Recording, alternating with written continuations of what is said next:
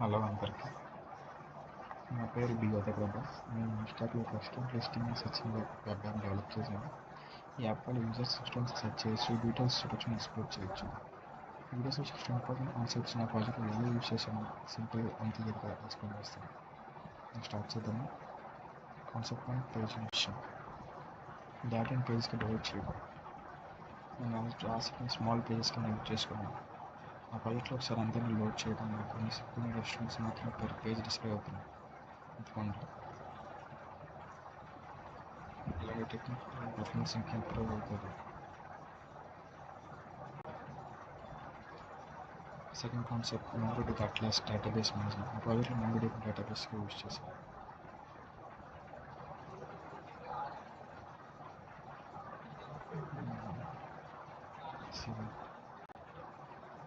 Restaurant details user డేటాను MongoDB load చేసిన ఫార్మాట్లో స్టోర్ చేశాను. Supabase SQL alternate. ఆ ప్రాజెక్ట్లో MongoDB డేటాబేస్ యూజ్ చేశాను. SQL ప్లస్ ఇంత సూపర్ బేస్ ఆల్టర్నేట్ డేటాబేస్గా యూజ్ చేయొచ్చు. Events, user actions and API response. ఆ ప్రాజెక్ట్లో user actions, button clicks, form submissions events create చేశాను.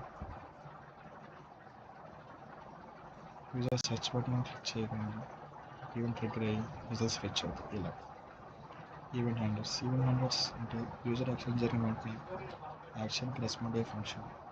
యాడ్ టు కార్ట్ క్లిక్ చేసిన వెంటనే యాడ్ అయ్యే ఫంక్షన్, నొక్కగానే ఇలా మారే ఆ ఫంక్షన్.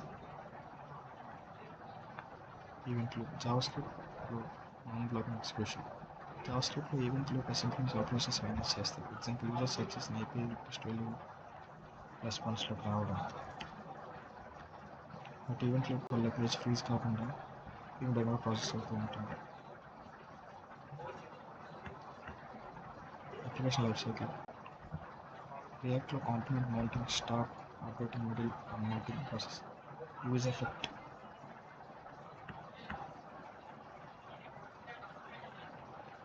ఎఫెక్ట్లో API కాల్ చేస్తాను. అందులో మనం కాంపోనెంట్ క్లోజర్ అన్నిటికీ క్లియర్ చేస్తాను.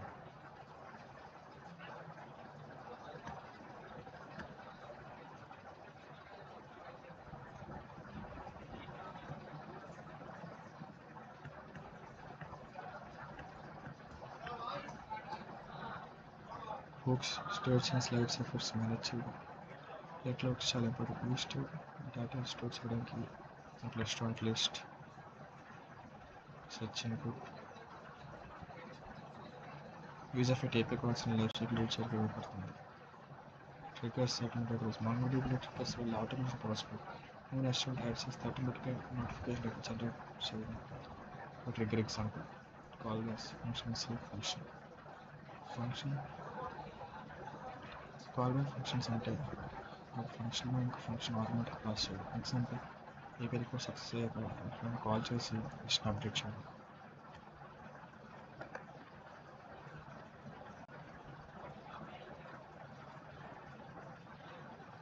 Registering subscribe event listens. User authentication check చేసిన ట్రాక్ చేయడానికి సబ్స్క్రైబ్ చేయొచ్చు. యూజర్ లాగిన్ అయ్యాక ఇవి అప్డేట్ అవుతుంది.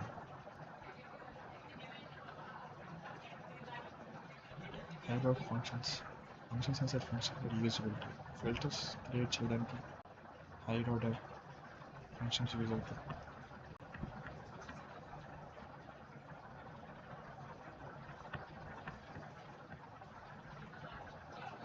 ఫంక్షన్స్ యాజ్ ఆర్గ్యుమెంట్స్ అంటే ఒక ఫంక్షన్ ఇంకో ఫంక్షన్ ఆర్గ్యుమెంట్స్గా పాస్ చేయడం. చైల్డ్ కాంపోనెంట్ నుండి పేరెంట్కి డేటా పాస్ చేయడం. ఇలాగా API on success and failure API call status. API request success అయితే ఆన్ సక్సెస్ ఎగ్జిక్యూట్ అవుతుంది. ఫెయిల్యూర్ అయితే ఆన్ ఫెయిల్యూర్ ఎగ్జిక్యూట్ అవుతుంది. రెస్పాన్స్ సక్సెస్ అయితే UI అప్డేట్ అయ్యి, ఎర్రర్ అయితే ఎర్రర్ షో అవుతుంది.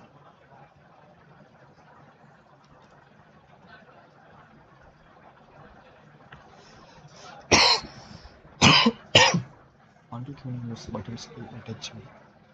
ప్రాజెక్ట్లో ఆన్ క్లిక్ చాలా యూస్ చేసాను. Search, next page, add.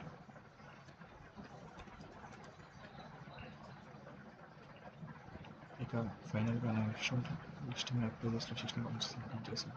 ప్రాజెక్ట్లో page nation hooks AP request ప్రాక్టికల్గా యూస్ చేశాను. క్లియర్గా ఐడియా వస్తుంది. Thanks for watching.